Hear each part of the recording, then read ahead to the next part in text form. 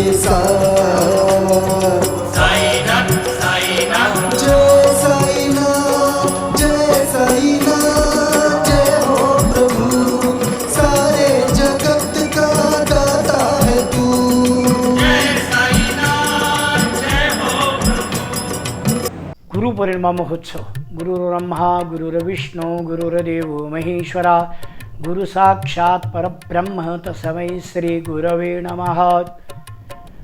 गुरु को उतराई होने का, गुरु के लिए अपना तन मन धन से गुरु की सेवा करने का ये गुरु पूर्णिमा का महोत्सव होता है। ये व्यास पूजा का दिन है। व्यासों ने 4 ही वेद का अर्थ बताया है, इसलिए ये जगत गुरु समझे हुए हैं। ये गुरु पूर्णिमा का महोत्सव पर गुरु की सेवा करने का सनातन धर्म से आज तक नियम चलता आ रहा है और लोग सेवा कर रहे हैं। साईं बाबा को गुरु मानकर आज तक बहुत सारे छात्र सेवा करते हैं और बाबा देहधारी थे तब से गुरु पूर्णिमा महोत्सव का आरंभ हुआ है। साई चरित्र में इसका उल्लेख नहीं है, किंतु अन्य ग्रंथों में साईं बाबा का गुरु मानकर पूजा करने का पहला मान श्यामा देशपांडे और नुलकर वकील इनको मिला है। पहले शुरू में बाबा किसी को भी पूजा नहीं करने देते थे, मगर गुरु पूर्णिमा के महोत्सव के ऊपर श्यामा देशपांडे और नुलकर वकील ने जिद पकड़ी कि बाबा आपकी हम पूजा करेंगे। तो बाबा ने हाने बोलकर जो चूल्हा के सामने लकड़ी का खंबा है उसकी पूजा करने की आज्ञा की।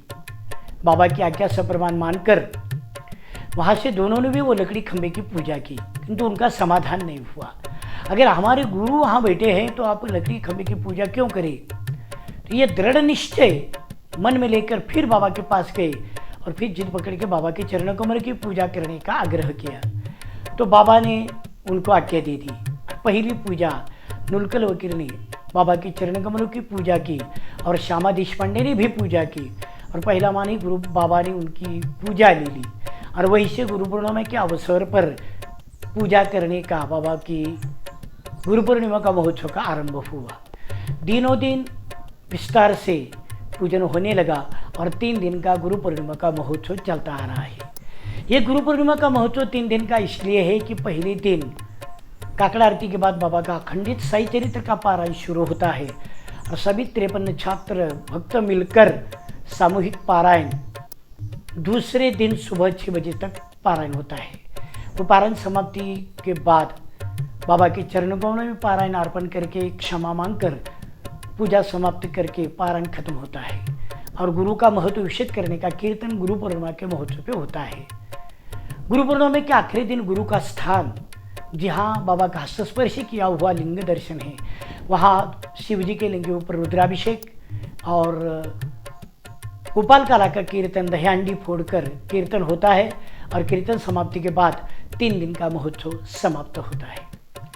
बाबा का गुरु स्थान में बाबा ने स्वयं गुरु का स्थान मेरा है और इसको सामने लोबान जलाकर कोई दर्शन करेगा उसका कल्याण हो जाएगा। ये वचन पूर्ति के लिए हर साईं भक्त वहाँ जाके लोबान जलाते हैं और बाबा को दर्शन लेते, बाबा का गुरु का दर्शन लेते हैं। ये गुरु पूर्णिमा का महोत्सव बाबा देहधारी थे तब से आज तक चलता आ रहा है। रामनवमी महोत्सव भी बाबा देहधारी थे तब से बाबा ने तब ये वो 3 दिन का उत्सव किया था और वहीं से परंपरा तक आज तक 3 दिन का चलता आ रहा है। पहले दिन सचरित्र का पारायण शुरू और दूसरे दिन पारायण समाप्ति और उत्सव का उत्तिष्ठ विशद करने का कीर्तन और आखिरी दिन रुद्राभिषेक और काला कीर्तन ये करना पड़ता है। इसीलिए 3 दिन का महोत्सव आज तक चलता आ रहा है। काकड़ आरती के बाद बाबा की चरण, बाबा का साई चरित्र ग्रंथ, वीणा और बाबा का फोटो ये साध्य मेरुणुकी से गुरुस्थान होकर द्वारका में जाते हैं और पारायण शुरू करते हैं और वो दूसरे दिन सुबह वही पारायण समाप्ति दर्शक ग्रंथ पूजन होकर बाबा का फोटो, वीणा और ग्रंथ सवाद्य मेरुणुक से गुरुस्थान मंदिर होकर फिर समाधि मंदिर में आते हैं। बाबा के चरण कमलों में पारायण में गलतियाँ हो और आप कोई आती हो और न्यून हो तो अर्पण करके क्षमा मांगकर पारायण समाप्ति होती है और बाबा का ये उत्सव का दूसरा दिन वहाँ समाप्त होता है। गुरुस्थान का महत्व विषय है कि गुरुस्थान मंदिर में स्वयं बाबा ने अनंत कोटि का ब्रह्मांड नायक ने जो बताया कि मेरा ये गुरु का स्थान है, इसीलिए गुरुस्थान का अति उत्तम महत्व है। यह महत्व विशद करने के लिए एक छोटी सी कथा है कि बाबा जब शुरू में निम्ब वृक्ष के नीचे प्रकट हुए तो किसी के साथ बात नहीं करते थे। तो मालसापति को खंडोबा का संचार हुआ और गांव वालों ने प्रश्न किया कि ये बालक कौन है, तो उसका रहस्य क्या है। तो स्वयं उन्होंने बताया कि यहाँ खुदाई करो, आपको इसका रहस्य मालूम पड़ेगा। तो खुदाई करने के बाद से वहाँ गुहागर मिला। वहाँ नीचे गुहा में 2 दीपक जल रहे थे और वहाँ रुद्राक्ष की माला थी और आसन था। तो तब स्वयं संचार में मालसापति ने बता दिया कि यहाँ 12 साल ये बच्चों ने यहाँ तपस्या की है और वही बाबा बोल उठी कि मेरा गुरु का स्थान है, ऐसा ही जतन करो। तो वो फिर बंद कर दिया और वही सभी लोग बाबा का गुरुस्थान मानकर वहाँ दर्शन करते थे, आज भी करते हैं कि स्वयं बाबा ने वचन दिया है कि मेरा गुरु का स्थान है, इसके सामने कोई लोबान जलाएगा उसका कल्याण होगा।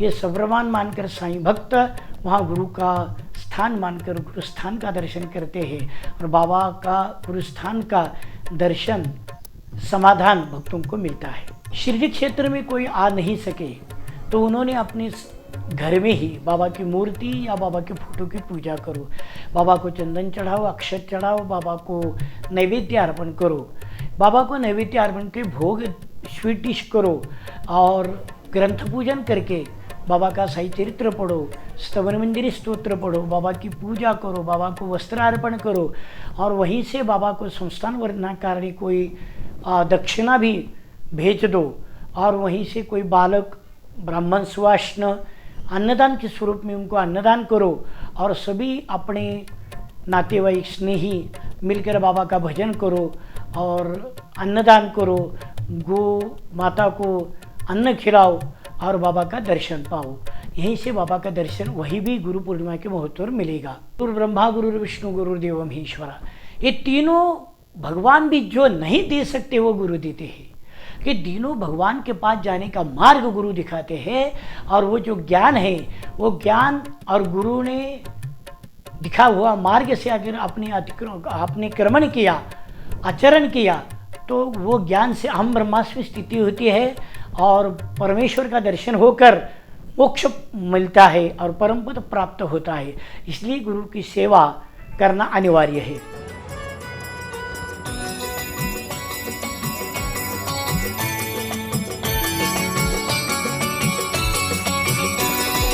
तेरी तलाश मेरा है इंतकाम, तेरी तलाश मेरा है इंतकाम, जानू मैं तेरा नहीं कोई जवाब, जानू मैं तेरा नहीं कोई जवाब, कर पर मैं आया हूँ तेरे साईं, सुन ले तू दिल की सदा, तेरे बिना मेरे बाबा कैसे रहूं मैं यूं तो जुदा, क्या है मेरी औकात मिल जाए जो तेरा साथ, बस इतनी सी है सौगात।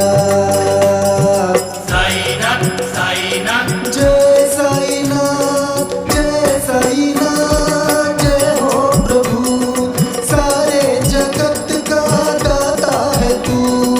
जय साईनाथ जय हो प्रभु, सारे जगत का दाता है।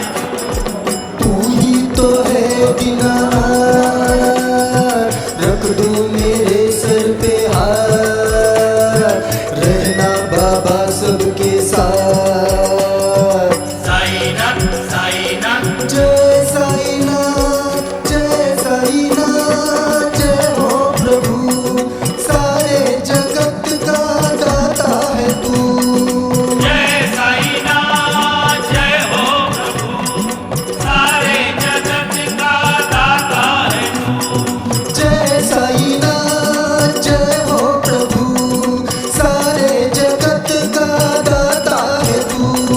जय साईनाथ जय हो प्रभु सारे जगत का दाता है तू। सद्गुरु साईनाथ महाराज की जय।